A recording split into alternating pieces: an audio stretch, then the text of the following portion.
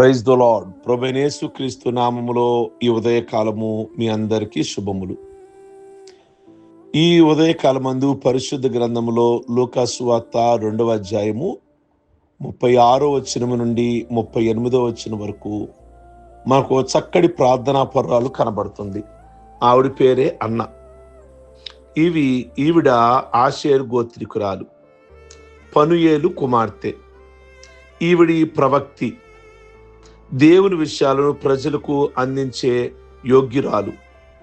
ఈమె దేవుని కొనియాడేది అని అక్కడ వ్రాయబడింది. ప్రియ దేవుని బిడ్డలారా, ఈమె కూడా దేవుణ్ణి సిమియోను ఎలా కొనియాడేవాడు, ఈవిడ కూడా అలాగే కొనియాడేది. అంటే దేవుణ్ణి పొగిడి స్తుతించే ఇదొక గుంపు అన్నమాట. మిగిలిన భక్తులతో కూడి స్తుతించి గణపరిచే భాగ్యము ఎంత గొప్పదో తెలుసా? అన్న బహునమ్మకస్తురాలుగా మనకు కనబడుతుంది. పాత నిబంధన గ్రంథము 1 సమూయేలులో మీకు కనబడేది హన్న. ఈవిడేమో అన్న. ఆవిడ కన్యాత్వంలో నమ్మకస్తురాలు. లూకా సువార్త 2వ అధ్యాయము 36వ వచనంలో ఆమె కన్యాత్వం మొదలుకొని 7 ఏండ్లు పెనిమిడితో సంసారం చేసింది అని ఉంది. ఈరోజు చాలా మంది చిన్న వయసులోనే వారి కన్యాత్వమును పాడు చేసుకుంటున్నారు. హై స్కూల్ చదివే వయసులోనే చాలా మంది కన్యాత్వమును పాడు చేసుకుంటున్నట్లుగా మనం న్యూస్లో వింటున్నాం లేదా చూస్తున్నాం. కనుక మీ కన్యాత్వ విషయమై చాలా జాగ్రత్త అని బైబిల్ గ్రంథము హెచ్చరిస్తుంది. అన్న 7 ఏండ్లు పెనిమిడితో సంసారం చేసినట్లు కనబడుతుంది. అనగా భర్త బ్రతికినంత కాలము ఆయనకు విధేయురాలై స్థిరమైన సంసార జీవితాన్ని గడిపింది. భర్తకు నమ్మకస్తురాలుగా జీవించింది. ఈనాడు కొందరు యవనస్తురైన స్త్రీలు భర్త ఉండగానే అనేకమైన పాప పనులు చేస్తూ ఉన్నారు. కనుక శరీరము దేవుని ఆలయమై ఉన్నదని మరిచిపోవద్దు అని బైబిల్ గ్రంథంలో వ్రాయబడింది. నా శరీరము దేవుని ఆలయము. ప్రియ దేవుని బిడ్డలారా, నా భర్తకు మాత్రమే అంకితం అనే విషయాన్ని ఎప్పుడూ కూడా మర్చిపోకూడదు. విధవరాలుగా నమ్మకస్తురాలు అన్న. ఈనాటి స్త్రీలలో కొందరు విధవరాండగుట అక్కడక్కడ మనం చూస్తూ ఉన్నాం. భర్త చనిపోగానే ఇక స్వాతంత్ర్యం వచ్చిందన్న విధముగా స్వేచ్ఛగా బ్రతకడము అక్కడక్కడ చూస్తున్నాం.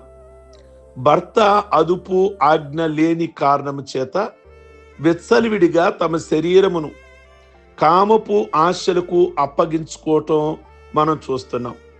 కనుక అది దేవునికి దుఃఖకరమైన విషయం. 1 తిమోతి 5వ అధ్యాయము 12వ వచనంలో వారు క్రీస్తుకు విరోధులై నిరంకుశులైపోతారని ఉంది. అంటే మరలా పెండ్లాడుగోరుదురు అనగా శరీరాశలు తీర్చుకొనుటకు ప్రాధాన్యత ఇస్తున్నారు. 13వ వచనంలో వారు ఇంటింటా తిరుగులాడుదురు, బద్ధకస్తులుగా అగుడు మాత్రమే కాక ఆడరాని మాటలాడుచు వదరుబోతులు, పరులు జోలికి పోదురు అని మనకి బైబిల్లో పౌలు తిమోతికి వ్రాస్తున్నాడు. నిజమైన భక్తి కలిగిన విధవరాలైతే 10వ వచనం ఉంటుంది, సత్క్రియలు వారిలో కనబడతాయి. పరదేశులను ఆదరించడము, ఆతిథ్యమివ్వడము, పరిశుద్ధుల పాదాలు కడిగి శ్రమపడు వారికి సహాయం చేసేవారిగా వారు ఉండాలి అనుంది. అన్న తను విధవరాలిగా మంచి సాక్ష్యం సంపాదించుకుంది. ఎన్నడూ శరీరాశలను కోరలేదు. ప్రియ దేవుని బిడ్డలారా, ఒకవేళ విధవరాలుగా గనక అయితే వారు తమ సాక్ష్యమును చక్కగా పరిశుద్ధంగా కాపాడుకోవాలి అన్నాడు పౌలు తిమోతికి వ్రాస్తూ. కనుక ఈవిడ దాదాపుగా 84 సంవత్సరాలు విధవరాలుగా ఉంది. ఎన్నడూ ఆడరాని మాటలు మాట్లాడలేదు, పరులు జోలికి పోలేదు. చాలా మంది విశ్వాసులుగా ఉన్న విశ్వాసులు సంఘములో జరిగే ప్రతి తగుతోనూ సంబంధం కలిగి కనబడుతున్నారు కొన్ని స్థలాలలో. కనుక ఆవిడ అలా లేదు.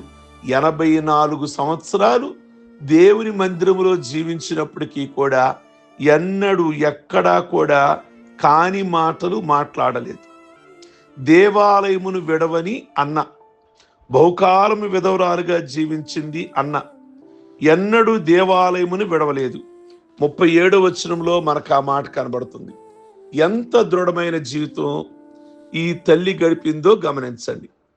ఈనాడు కొందరు స్త్రీలు ఆదివారం మాత్రమే వస్తారు, కొందరు నియామక దినాలలోనే వస్తారు, కొంతమంది ప్రతిరోజు మందిరానికి వస్తారు. కానీ అన్న అయితే మందిరమును అస్సలు విడవలేదు, మందిరముని విడవలేదు. ప్రియ దేవుని బిడలారా, కనుక అంటే ఈవిడ అసలు మందిరాన్ని విడిచిపెట్టకుండా రావడానికి ఆవిడకున్న ఆసక్తిని మీరు గమనించాలి. ఇక్కడ ఈరోజు గట్టిగా గనక వాక్యోపదేశం చేస్తే చాలా మంది మందిరానికి రావడం ఆగిపోయేవాళ్ళు ఉన్నారు. ప్రత్యేకమైన పాట పాడకపోతే ఆగిపోయేవారు ఉన్నారు. గట్టిగా దేవుని వాక్యాన్ని బోధిస్తే ఆగిపోయేవాళ్ళు ఉన్నారు. కానీ ఆమె ఎన్నడూ మందిరమును విడిచిపెట్టలేదు. మందిరమే తన ఇల్లు, మందిరముతోనే తన సంబంధము, మందిరమే సర్వస్వము. నువ్వు మందిరములో జరుగు ప్రార్థనను, విజ్ఞాపన కార్యాలను నిజంగా ప్రేమిస్తున్నారా? ప్రేమించి దేవుని మందిరములోనే ఉండడానికి ఇష్టపడింది. అన్న నమ్మకంగా దేవుని మందిరములోనే ఉన్నది. ఉండడమే కాదు, ఆ వయసులో కూడా ఉపవాస ప్రార్థనల్లో నమ్మకస్తురాలుగా ఉన్న అన్న. పరిశుద్ధ గ్రంథములో ఉపవాస ప్రార్థనకు ప్రత్యేకమైన ప్రాధాన్యత ఉన్నది. ప్రతి క్లిష్ట సమయంలో పరిష్కారం కోరే వారందరూ ఉపవాస ప్రార్థనలు చేసి, ప్రియ దేవుని బిడలారా, బైబిల్ గ్రంథంలో చాలా సందర్భాలు మనకు కనబడతాయి. సంతులేని అన్న ప్రార్థించి సంతాన ప్రాప్తి పొందుకున్నట్లుగా మనకు తెలుసు.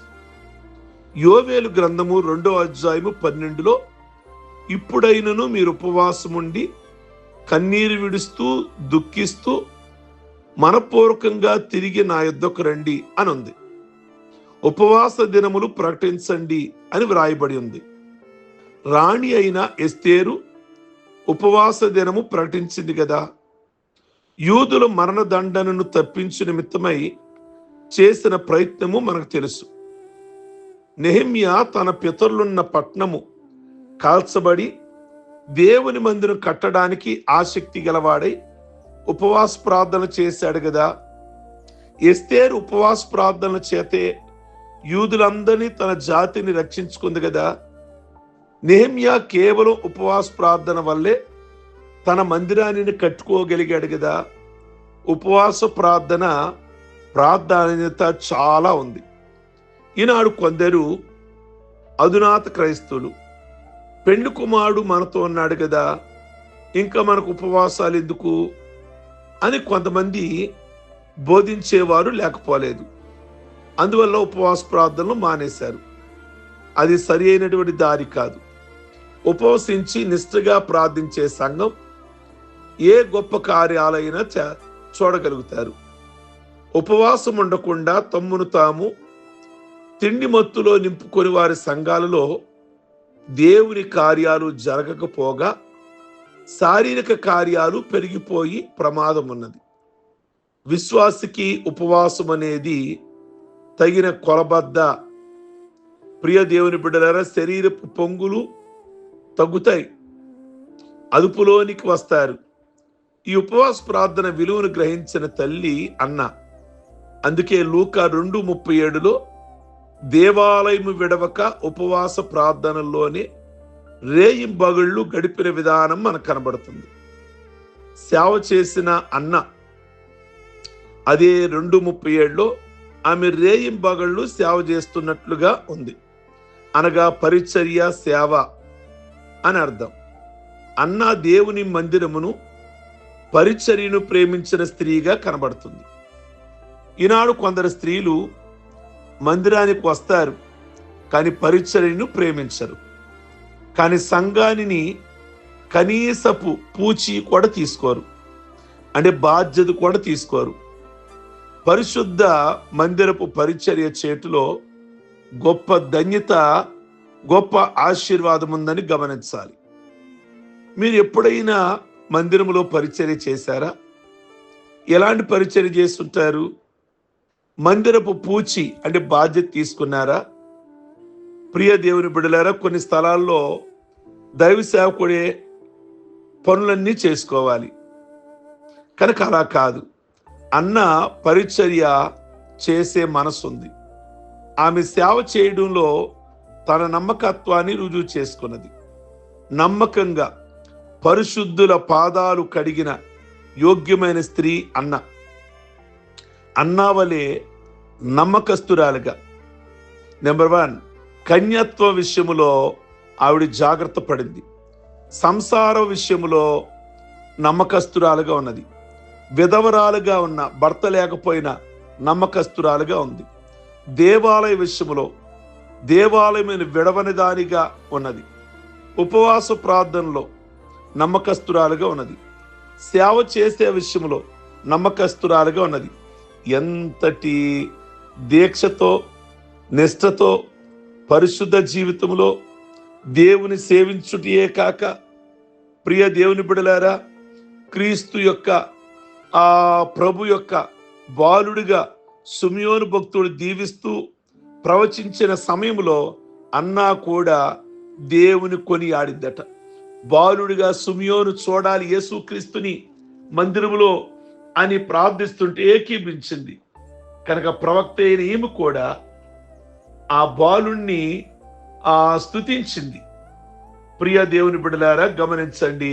నిజంగా ఈవిడలో ప్రతి విషయంలో కూడా మీరు గమనిస్తే, పాయింట్ చేస్తే గనక నమ్మకస్తురాలు, కన్యత్వ విషయంలో నమ్మకస్తురాలు, కుటుంబాన్ని భర్త కలిగినప్పుడు విధేయురాలుగా నమ్మకస్తురాలు, విధవరాలుగా ఆ విషయంలో కూడా ఈవిడే నమ్మకస్తురాలు.